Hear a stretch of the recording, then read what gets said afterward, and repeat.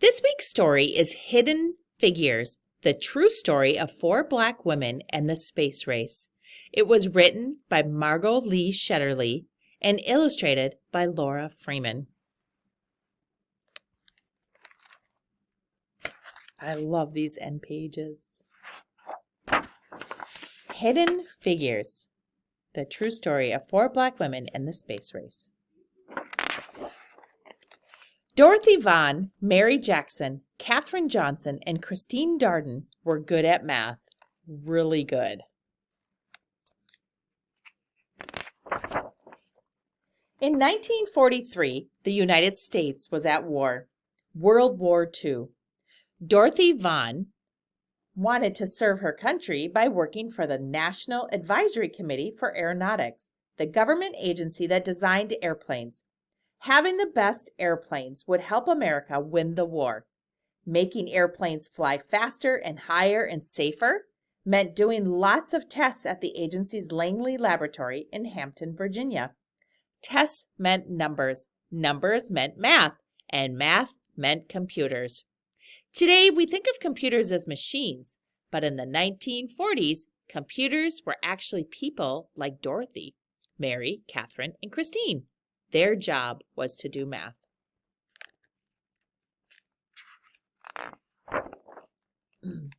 Because Dorothy was Black and a woman, some people thought it would be impossible for her to get a job as a computer. She lived in Virginia, a southern state, where laws segregated or kept apart Black people and white people. They could not eat in the same restaurants. They could not drink from the same water fountains. They could not use the same restrooms. They could not attend the same schools. They could not play on the same sport teams. They could not sit near each other in movie theaters. They could not marry someone of a different race. But Dorothy didn't think it was impossible. She was good at math, really good. She knew she was the right person for the job. She applied, and the laboratory offered her a position as a computer. At work, Blacks and whites were kept apart. The white computers worked in one building, and Dorothy and the other Black computers worked in a different building, in their separate office. Even though they worked on the same kinds of assignments, the Black computers and white computers used separate bathrooms and ate in separate lunchrooms.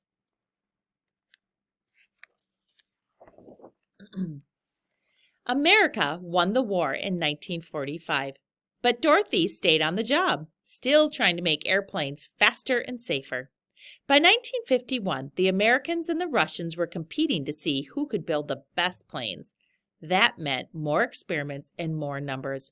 Lots and lots of numbers. And more numbers meant the need for more computers. That's when Mary Jackson got a job as a computer at Langley. She worked on a group that tested model airplanes in wind tunnels.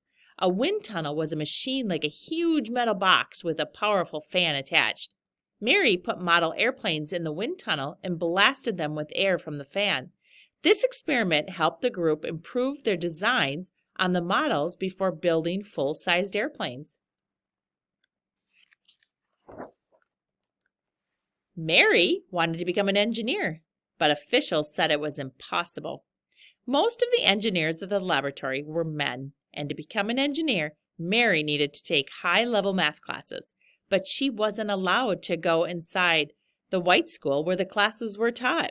But Mary was good at math, really good, and she refused to give up. She got permission to enter the school building and take the math classes, and she earned good grades. Because she didn't give up, Mary Jackson became the first African-American female engineer at the laboratory.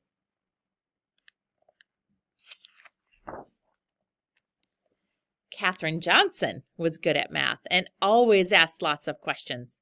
In 1953, she applied to the laboratory for a computer job and was placed on a team that tested actual planes while they were flying in the air. Their research was used to figure out ways to prevent future plane crashes. In one of her first projects, she learned how to analyze turbulence or dangerous gusts of air. No one knows how many lives her work may have helped save.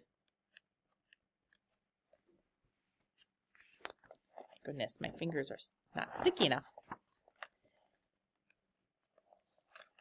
Catherine wanted to help the group prepare its research reports, so she asked if she could go to meetings with other experts on her team. Her boss told her it was impossible. "Women aren't allowed to attend meetings," he said, but Catherine knew she was as good at math as anyone else, maybe better. So she asked him again, and again, and again. Catherine asked her boss so many times that he finally invited her to the meetings.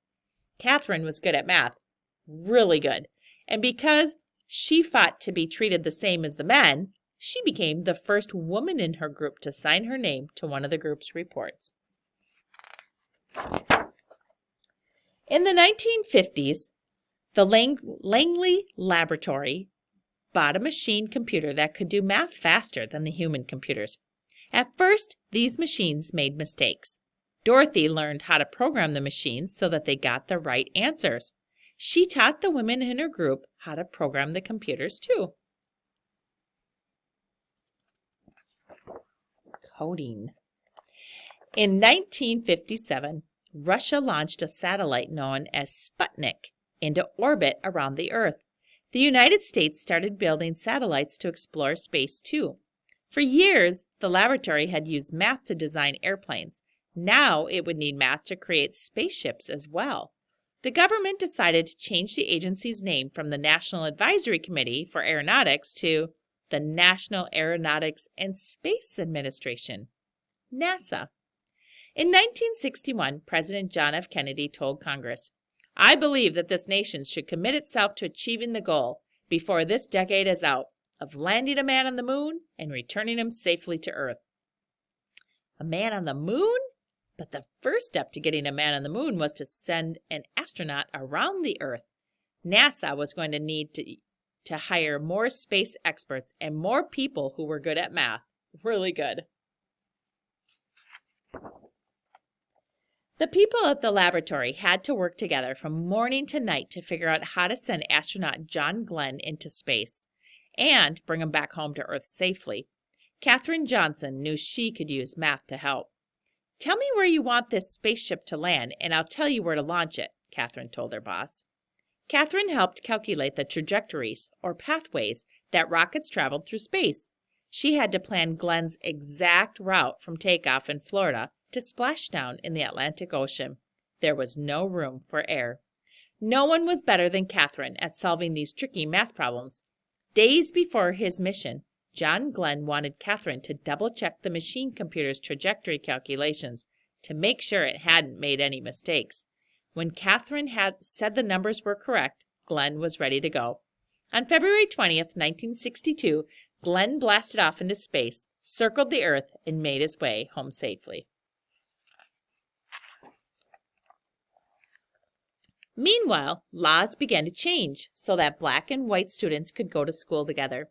Blacks fought for the right to sit beside whites on buses and to drink from the same water fountains.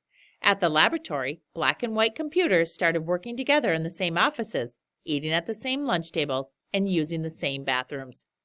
Black and white moviegoers could sit next to each other in the same theater. Across the country, people started to think about ways to bring equality to all Americans. Christine Darden was good at math, and she loved electronic computers. She started working at Langley in 1967. Christine wanted to become an engineer, and thanks to Dorothy, Mary, and Catherine, she knew it was possible. Eventually, she became an engineer for supersonic airplanes, planes flying faster than the speed of sound. But her first job was to help with NASA's mission to the moon. The people at the laboratory prepared for years to send astronauts to the moon, about 238,900 miles away from the Earth. Finally, on July 20th, 1969, the world watched as the three men arrived at the moon in their Apollo 11 spacecraft. "That's one small step for man and one giant leap for mankind," said astronaut Neil Armstrong when he stepped onto the dusty surface. But it was also a giant leap for Dorothy, Mary, Catherine, Christine, and all of the other computers and engineers who had worked at the laboratory over the years. The moon landing was a success from takeoff to splashdown, but there was no time to rest. Once NASA landed astronauts on the moon, the people at the laboratory began dreaming of sending humans to other planets, such as Mars or Jupiter or Saturn. They started to imagine hyperfast space plans that could travel around the Earth at 7 times the speed of sound.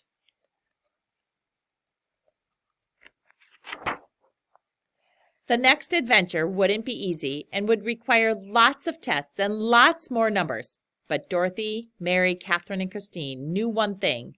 With hard work, perseverance, and a love of math, anything was possible. So here's a timeline of how things came about. So in 1903, the Wright brothers make the first powered flight. 1915, this is when the government established the National Advisory Committee for Aeronautics. 1935, this is when the first female computers were hired at Langley. Then 1943 was when Dorothy Vaughan started working at the National Advisory Committee. And also the first female African-American computer started working there.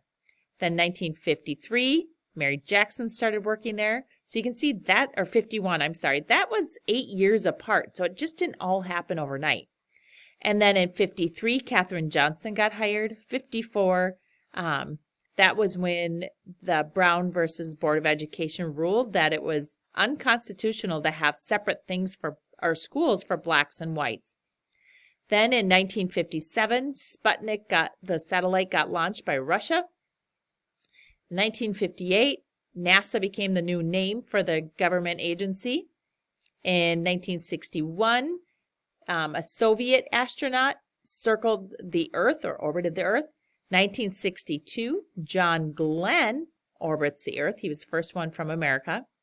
And then in 1989, 69, Neil Armstrong and Buzz Aldrin became the first humans to land on the moon. That was a big deal. And then in 1967, Christine Darden started working at NASA. So you can see how many years it did take for them to get that equality. All right. Pretty neat.